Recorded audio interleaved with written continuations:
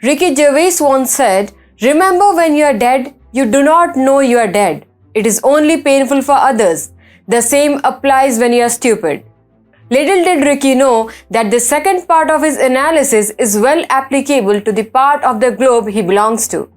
In their attempt to thrash a man who can't be bullied with logic, the West has decided to let go of the control on its energy supplies. Namaste and welcome to TFI Post. I'm your host Sabita Mishra. Let's begin. New rounds of sanctions on Russian oil have kicked in. After trying to halt Russian crude oil trade, the sanction regime is now after finished products like diesel, jet fuel and gasoline. Any ship carrying made in Russia refined petroleum products will need to abide by the $100 per barrel price cap. If they don't, then there is extremely low chance of them getting insurance for the journey. Given the fact that 95% of the ocean-going tankers are insured through London, the probability that the majority of Russian tankers will evade this sanctions regime is minimal. One way to circumnavigate the cap is to add frivolous freight and other charges that custom authorities do not normally cross-check. It is yet to be seen whether the model used for evading crude oil sanctions will be successful in these categories. Russia can't bet on these probabilities and will have to look for alternate destination. While Russian suppliers may find alternate markets, the problem is bigger for the West as a whole and Europe in particular. Not long ago, Russia used to deliver 27% of the total diesel needs of Europe. Germany, Britain and France, the big daddies of Europe, have traditionally been more dependent on Russian diesel, just like for gasoline, crude oil and LNG. If we include gasoline in this calculation, problem gets worse for countries like Slovakia, Lithuania, Poland and Finland. Talking about the whole of the European Union and their separate brother United Kingdom, it is wrong to say that they have been dependent only on Russian crude oil and liquefied natural gas. For the last 15 years, there have been a steady increase in the share of finished petroleum products in Russian energy supply to the bloc. In fiscal year 21 and 22, the share of gasoline and diesel rose as high as more than 50% of total Russian energy in the region. In 2023, if they are given a choice between gasoline and diesel, securing diesel becomes more important for them. Since the continent is on the verge of a food crisis and shortage of trucks available for supply can seriously worsen it. Apart from trucks, farm equipment, city buses and industrial equipment are also highly dependent on diesel.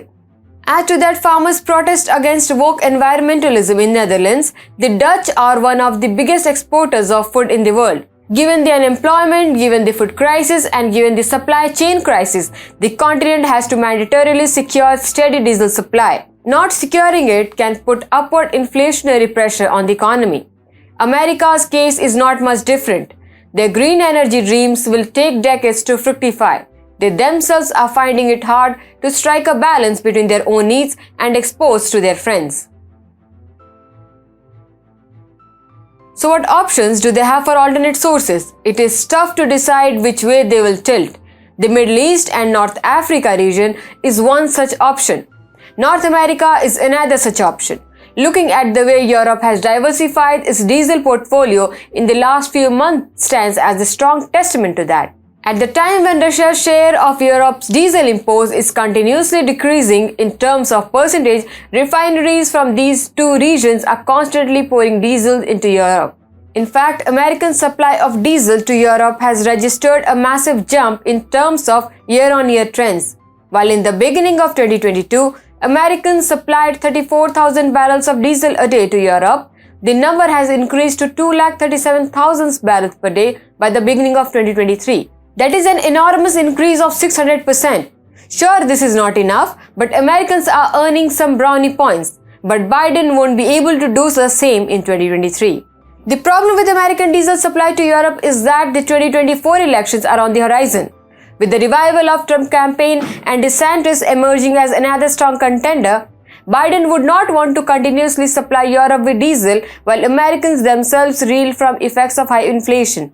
In any case, American export and import of energy needs to remain in close proximity with each other. Additionally, America has further complicated the problem by not remaining in the good books of the Arab world. Uncle Sam has been asking the Saudis to cooperate in the wake of Ukraine-Russia war by increasing their oil production. The response has been disappointing in the bigger picture. Same holds true for its relation with the UAE. There are efforts to bridge the trust deficit, but given America's withdrawal of the security guarantees from the region, it is becoming increasingly tough to predict the picture. Moreover, the way Americans have hounded Putin-led countries and imposed sanctions is going to increase the problems. The Middle East is also worried about its future as tensions with Uncle Sam are brewing. Saudis is already looking for a place in BRICS grouping.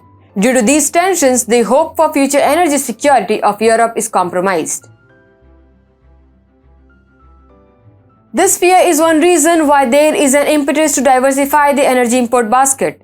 By August last year, it was becoming clear that Europe needed Asia to secure its apocalyptic energy needs. Asia's share in Europe's diesel imports had increased by 220% from July. It was a shocking revelation to say the least. But Asia does not contain behemoths like India and China.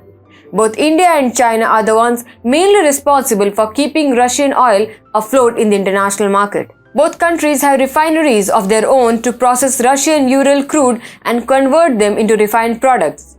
Clearly, both countries can export refined products like diesel and gasoline to Europe. The problem is that it has become politically incorrect in the part of the world to buy made in China product even if it's diesel. India is the only big power in Asia these countries can rely on for a steady supply, and the numbers stand as strong testament to it.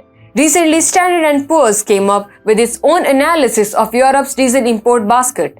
According to it, India's share in Europe's diesel import has only increased in year-on-year terms. In fact, during March, October and December last year, the spike was abnormal and settled down at the level slightly below but above that of earlier figures in the next few months. In fact, when it comes to non-Russian diesel to Europe, India is the third largest supplier of diesel to the continent. It is unbelievable but also a fact. It is well reflected in India's trade basket with European nations as well. During the first half of this financial year, the Netherlands became the top destination for India's petroleum products. Increased energy trade has its impact on overall trade as well. Russian oils are also included in India's exports to Europe. The fact that India has refining facility as well as cheaper crude availability has played a significant role in this. Indian companies receive Russian Ural crude. Then they process it in their refineries, mostly in Jamnagar. After that, the Russian crude takes indirect entry into Western markets. The number is also growing. Most recent Bloomberg report reveals that in January, just the state of New York got about 89,000 barrels per day of gasoline and diesel from India. To Europe, India transported 172,000 barrels per day of low sulfur diesel.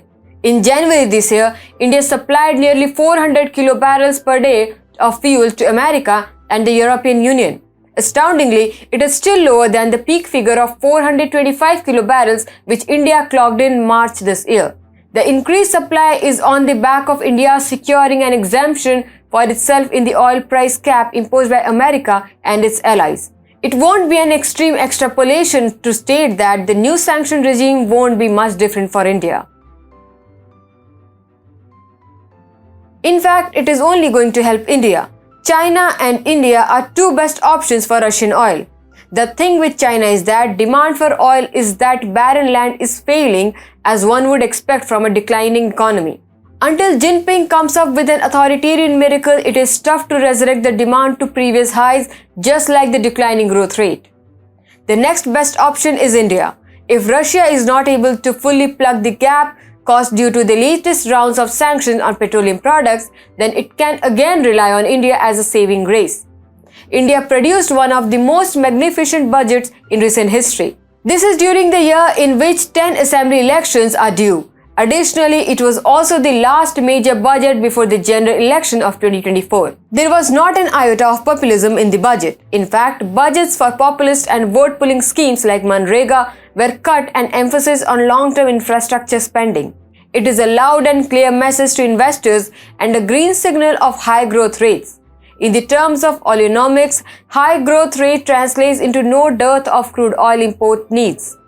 India already imports more than 80% of its oil requirements. With inflationary pressure reducing, the floodgates are open for more Russian oil, which has already crossed the psychological barrier of 1 million barrels per day. The only problem which could arise is refinery inabilities to process the increased supply, something which we have been able to fend off till now. There is political benefit for the West in aligning with India as well.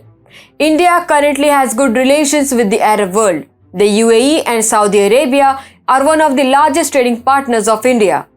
India is also a part of a group called I2U2, of which America is also a partner but not always appreciated. The US has a history of blunders with the big Arab powers. It won't be wrong to say that the US is vouching for India to play the role of peacemaker in case it blunders any further. And that's where the hopes of Europe are hooked at. The upcoming few months are going to be a game changer for both the West and India. India being at the center holds the key to the future of the energy in the Western world.